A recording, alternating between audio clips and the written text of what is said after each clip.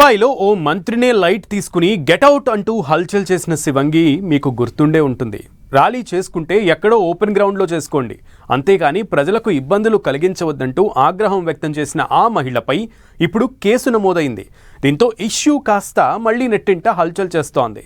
ఇందులో ఎవరి తప్పు ఉందనేది పక్కన పెడితే అధికారంలో ఉన్నవారిని ప్రశ్నిస్తే చాలు ఇలా కేసులు పెడతారా అనేది అసలు చర్చగా మారింది.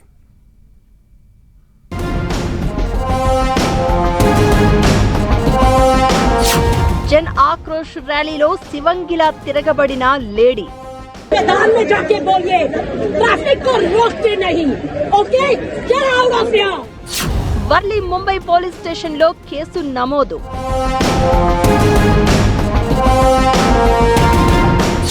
ప్రశ్నిస్తే వెంటనే కేసు పెట్టేస్తారా? मेरे से कोई बात नहीं करेगा. यहाँ से इस ट्रैफिक को हटाओ. हटाओ. क्या प्रॉब्लम है? ఇప్పుడు ముంబైలో పోలీసుల వ్యవహారం చూస్తే ఇలానే ఉంది.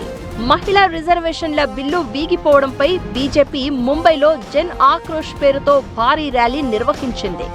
అయితే ఆ ర్యాలీ కారణంగా వర్లి ఏరియాలో ట్రాఫిక్ జామ్ గంటల తరబడి కావడంతో స్థానికురాలైన ఓ మహిళ తీవ్ర స్థాయిలో విరుచుకుపడింది. మంత్రి గిరీష్ మహాజన్ పై మండిపడింది. గెట్అవుట్ అంటూ ఆగ్రహంతో కేకలు వేసింది. ఈ సంఘటనపైనే జన్ సదావర్తే అనే ఓ మహిళ కేసు పెట్టిందని వర్లి పోలీసులు తెలిపారు. ఈ జన్ సదావర్తే గుణరత్న సదావర్తే అనే ఓ స్థానిక లాయర్ కుమార్తెగా తెలుస్తోంది.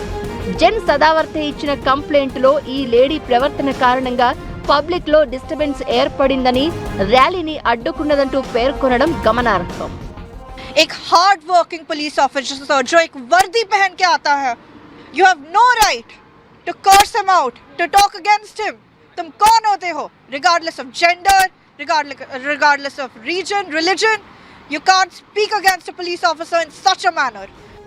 ఈ కంప్లైంట్ ఇచ్చిన విధానం చూస్తే పబ్లిక్ డిస్టర్బెన్స్ కలిగించవద్దని, ర్యాలీ ఏదైనా ఓపెన్ గ్రౌండ్ లో పెట్టుకోవాలని అడగడమే తప్పులా అనిపించక మానదు.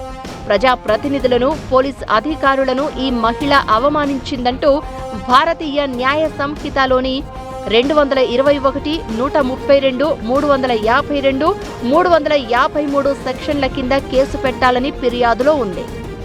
Especially 353, statements conducting to public mischief, and also 221, obstructing public servant in discharge of public function. ये धाराएं अंडर BNSS के मैंने कंप्लेंट फाइल की है. అయితే అంతకుముందు ఈ సంఘటనలో అసలు బాధితుడిగా మారిన మంత్రి గిరీష్ మహాజన్ మాత్రం ఆ మహిళ ఆగ్రహంలో కొంతవరకు న్యాయం ఉంది, కానీ మరీ ఆమె వాడిన పదజాలం మాత్రం సహింపలేనిదిగా ఉందన్నారు. అయినా కూడా ఆమెపై ఎలాంటి కేసు ఉండదని కూడా అప్పుడే చెప్పారు.